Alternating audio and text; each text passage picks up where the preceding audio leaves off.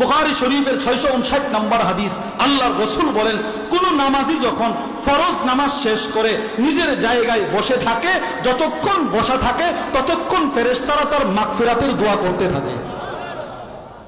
এজন্য এই হাদিসের ব্যাখ্যায় আল্লামা ইবনে বাত্তাল রাহিমাহুল্লাহ তার বিখ্যাত বুখারীর শরহ সহিহুল বুখারী ইবনে বাত্তালের মধ্যে লেখেন, ফামান কানা কাসীরাজ যুনুব, ও দুনিয়ার মানুষ, তোমাদের যাদের গুনাহ খুব বেশি ও আরাদা আইয়াহুত্তাহুল্লাহু আনহু বিগাইরি তাবিন, ওই লোকটা যদি চায় কোনো প্রকার কষ্ট ছাড়া তার গুনাহগুলো আল্লাহ ক্ষমা করে দেখ, সে যেন প্রত্যেক ফরজ নামাজের পরে নিজের আপন জায়গায় একটু সময় বসে থাকে।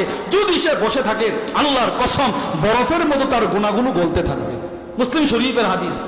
وعن جندب بن عبد الله رضي الله تعالى عنه قال النبي صلى الله عليه وسلم من صلى الصبح في جماعة أو في الجماعة فهو في ذمة الله, যে ব্যক্তি ফজরের নামাজ জামাতের সাথে পড়বে, আল্লাহর রাসূল বলেন সে আল্লাহর জিম্মায় চলে গেল।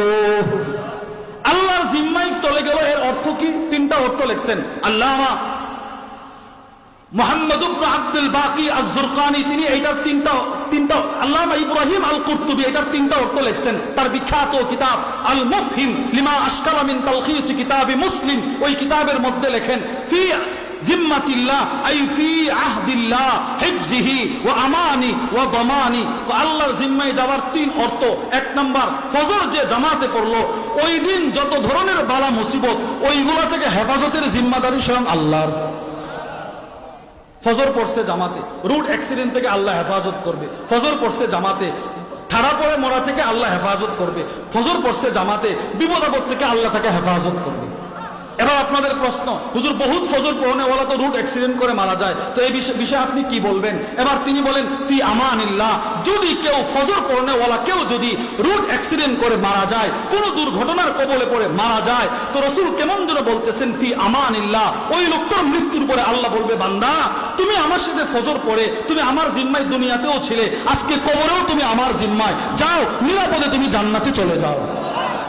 তিনি বলেন। তিন নম্বর, যেই লোকটা ফজর পড়লো আজকে মারা গেল, তার একটা ব্যবসা আছে না নাই? আছে। তার ছেলেগুলো ছোট হতে পারে, বড় হতে পারে, মেয়েগুলোর বিবাহ হতে পারে, নাও হতে পারে, ছেলেগুলোর সংসারের হাল ধরবে কে? তিনি বলেন ফি দামানিল্লাহ, কেমন যেন আল্লাহ বলে, যা বান্দা তুই দুনিয়াতে ফজর পড়ে আসছিলি, তোর ছেলেগুলোর দায়িত্ব স্বয়ং আমি আল্লাহ নিয়ে নিলাম। এবার বলেন ফজরে কি নাই? বলেন, আমি যদি মারা যাই, আমার ভাই তো আমার ব্যবসা এরকম দেখবে না, আমার ভাই তো আমার ছেলেগুলাকে ওইভাবে দেখবে না, আমার বোন তো আমার ছেলে মেয়েগুলাকে ওইভাবে দেখবে না, রব যদি আমার ছেলে মেয়ের জিম্মাদারি নিয়ে নিত, আমার আর কি করার আছে? তিন নাম্বার, ফজরের নামাজ কেউ জামাতের সাথে পড়ে, কেউ যদি অল্প সময় মসজিদে বসে জিকির করে সূর্য উদিত হওয়ার আগ পর্যন্ত, রাসূল বলেন একটা হজ একটা উমরার পরিপূর্ণ সওয়াব রব তার আমল নামায় দিয়ে দিবে। মুসলিম শরীফের হাদিস। وعن أنس بن مالك رضي الله تعالى عنه قال النبي صلى الله عليه وسلم, আল্লাহর রাসূল বলেন, মান সাল্লাল ফজর ফি জামাআ, যে ব্যক্তি জামাতের সাথে ফজর পড়বে, সুম্মা কাদা ইয়াযকুরুল্লাহ, জিকির করবে বসে বসে, কতক্ষণ? হাত্তা তাতলু আশ-শামস, সূর্য উদিত হওয়ার আগ পর্যন্ত, সুম্মা সাল্লা রাকাতাইন, অতঃপর যদি ওই লোকটা আবার 2 রাকাত নামাজ পড়ে, আল্লাহর রাসূল বলেন তার জন্য একটা হজ একটা উমরার সওয়াব। আচ্ছা, এখানে শুধু হজ উমরার সওয়াব? বলে না, আপনি ফজর পরে নিজের জায়গায় যে বসে থাকবেন 10-15 মিনিট, এই সময় যদি বসে থাকলেন, এতে কি পাইছেন?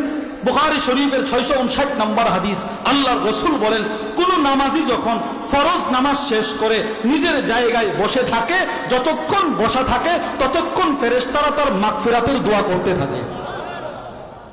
এজন্য এই হাদিসের ব্যাখ্যায় আল্লামা ইবনে বাত্তাল রাহিমাহুল্লাহ তার বিখ্যাত বুখারীর শরহ সহিহুল বুখারী ইবনে বাত্তালের মধ্যে লেখেন, ফামান কানা কাসীরাজ যুনুব, ও দুনিয়ার মানুষ, তোমাদের যাদের গুনাহ খুব বেশি ও আরাদা আইয়াহুত্তাহুল্লাহু আনহু বিগাইরি তাবিন, ওই লোকটা যদি চায় কোনো প্রকার কষ্ট ছাড়া তার গুনাহগুলো আল্লাহ ক্ষমা করে দেখ, সে যেন প্রত্যেক ফরজ নামাজের পরে নিজের আপন জায়গায় একটু সময় বসে থাকে।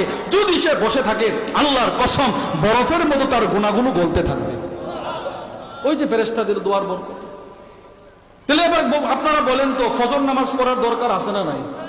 আমি আমার ছেলেকে ফজর পড়ার জন্য তারগিব দেওয়ার দরকার আছে না নাই? এদেরকে উদ্বুদ্ধ করার দরকার আছে না নাই? বলেন, নিজে পড়ার দরকার আছে না নাই? ফজর পড়া, বলেন ইনশাআল্লাহ, বলেন না ইনশাআল্লাহ? ফজর পড়বো তো ইনশাআল্লাহ, ফজরের নামাজ জামাতের সাথে পড়বো তো ইনশাআল্লাহ। আল্লাহ আমাদের সকলকে ফজরের নামাজ জামাতের সাথে আদায় করার তৌফিক দান করেন।